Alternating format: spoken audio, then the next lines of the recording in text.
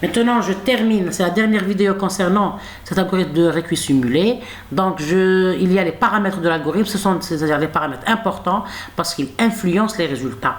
Donc, mes paramètres, premièrement, je fixe le nombre de villes. Donc, dans mon cas, j'ai fixé à 5 pour pouvoir voir la date d'exécution dans la vidéo, mais on peut toujours l'agrandir pour voir la convergence de l'algorithme. Donc, je vais fixer à 5 pour que le temps de calcul ne soit pas trop long en phase de mise au point. Maintenant, ici c'est toujours 5, donc c'est n égale à 5, parce qu'au début j'avais fixé à 20, puis j'ai vu que ça prend beaucoup de temps, donc j'ai changé à 5, mais vous pouvez toujours le faire chez vous. Bon, concernant le code programme que j'ai implémenté, je peux toujours le partager avec vous. Donc, si quelqu'un a besoin de mon code pour le voir ou bien pour l'optimiser, je peux toujours vous l'envoyer. Donc, vous n'avez qu'à m'envoyer un commentaire pour me demander le code et je vais vous l'envoyer. Merci. Maintenant, donc j'ai fixé n égale à 5. Pour les paramètres de température, on va déclarer la température initiale. Ici, je vais fixer à 10. La température minimale pour arrêter le récuit, c'est-à-dire c'est le test d'arrêt de la boucle. J'ai choisi ce test d'arrêt. Il y a plusieurs tests d'arrêt. Par exemple, je pouvais choisir un certain nombre d'itérations. Ici, je choisis la température minimale pour respecter l'idéologie du principe du récuit, qui est tant que le refroidissement, c'est-à-dire lorsqu'on atteint un certain niveau de refroidissement, on arrête le récuit. Le métal, il est dans un état solide, donc on peut accepter la solution. Il y a la valeur taux qui est un paramètre qui va être c'est-à-dire utilisé dans le calcul ou bien de la fonction de la nouvelle température d'abaissement, de refroidissement, T. Donc ici, le choix des valeurs de température initiale et de la température minimale, il est aléatoire. C'est-à-dire la température minimale, c'est T0, c'est celle qui fixe la fin du récuit, c'est-à-dire le test d'arrêt de la boucle. Elle nécessite plusieurs essais. On doit essayer, c'est-à-dire beaucoup d'essais sur ces températures initiales, la température minimale et aussi, bien sûr, le taux. C'est parce que c'est-à-dire ça a une influence importante sur les résultats.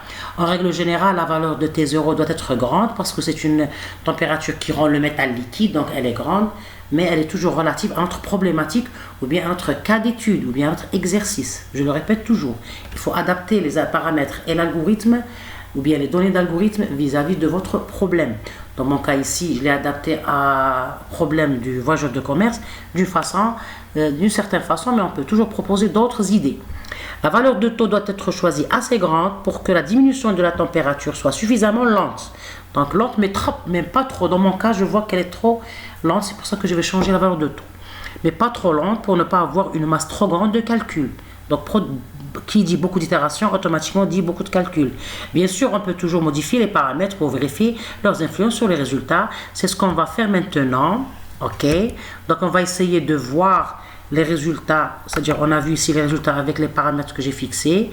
Donc vous voyez ici le schéma, ici c'est le schéma final, c'est le schéma hamiltonien optimal, c'est 1, 0, 3, 2, 4, c'est la distance du chemin, est égale à 3,18.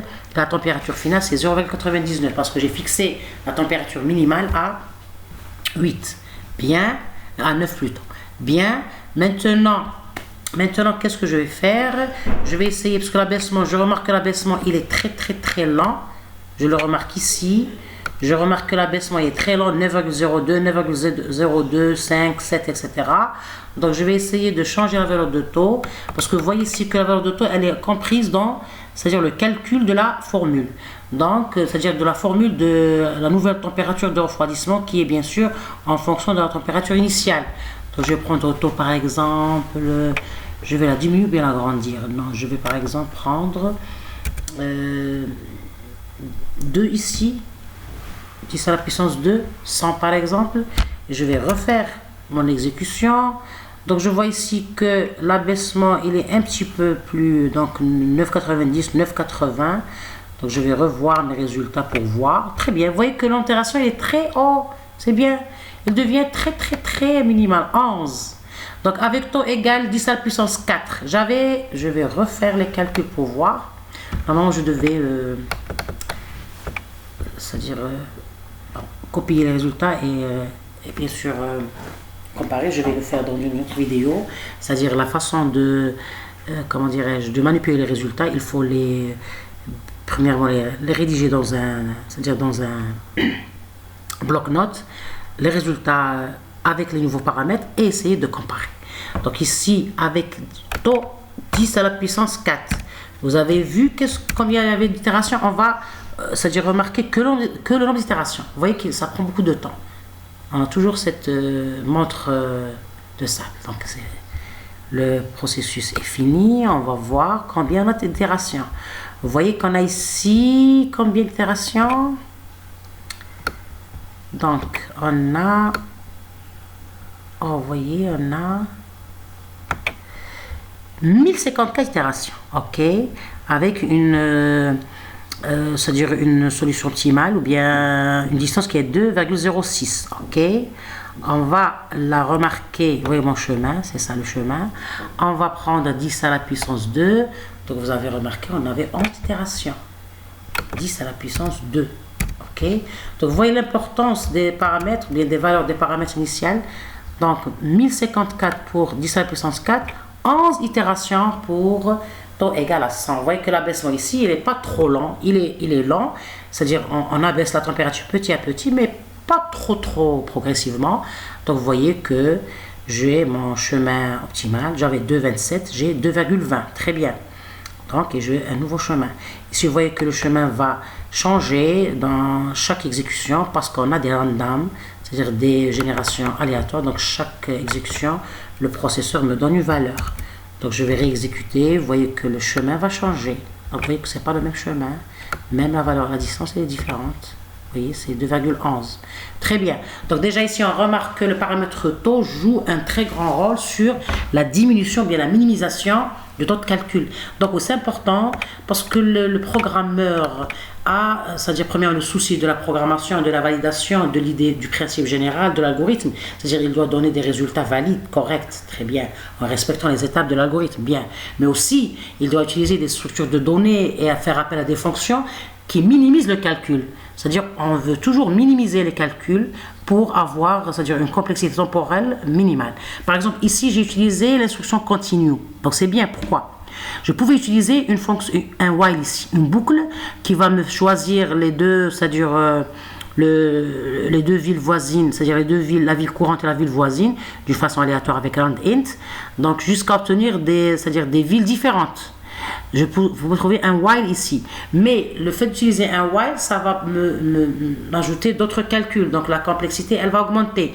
Mais ici en utilisant la fonction, bien l'instruction continue, ça va premièrement, c'est-à-dire premièrement je vais pas faire tous ces calculs là, donc je vais revenir directement à la boucle pour régénérer à nouveau de nouveaux points. Donc j'ai évité beaucoup de calculs. Donc c'est pour ça qu'il y a plusieurs façons de programmer une idée ou bien une procédure, mais le choix des structures et des fonctions de tout langage de programmation, il est, c'est-à-dire efficace parce que il diminue la complexité. Donc c'est pour ça que l'étudiant, bien le chercheur, doit bien, c'est-à-dire avoir une idée générale et riche sur les différentes fonctions de tout langage utilisé. Par exemple, ici on utilise le Python, donc il faut que l'étudiant sache les différentes procédures utilisées et aussi leur impact sur le plan complexité spatiale et temporelle, sur le plan calcul et sur le plan même stockage. Très bien, parce qu'on a toujours le souci de la complexité spatiale et temporelle. Bien, donc on a compris que le taux c'est important, il faut abaisser la température mais d'une façon progressive mais pas trop lente. On va essayer de jouer sur par exemple ici par exemple la température initiale, on va prendre par exemple un 15. Bon, shift entrée, on va voir l'exécution. Très bien, je vois qu'elle est rapide toujours, c'est la même chose. On a augmenté la température initiale. Donc, on a ici très bien une bonne valeur, 2,08 avec K égale à 52, c'est-à-dire comment dirais-je, le nombre d'itérations. Mais toujours, on a l'inconvénient, vous voyez l'abaissement ici, il est aussi petit, mais pas trop. On a 10,78, 10,67, 10,57 à des dixièmes près, très bien. 10,46, 10,36, très bien. L'abaissement, il est bien avec taux égal à 10 à la puissance 2. Dans ce cas-là, pour n égale à 5. Mais on peut toujours l'adapter à d'autres instances. Donc ici, on remarque toujours qu'il y a la répétition de chemin. Par exemple, ici, on a le chemin 1, 0, 2, 3, 4. 1, 0, 2, 3, 4. Il y a la répétition de chemin ici 3 fois. Donc on doit essayer d'enlever cette répétition parce que c'est la même distance. Donc il faut c'est-à-dire, il faut penser à une idée pour enlever ces répétitions. Et ces répétitions, c'est-à-dire on est obligé ici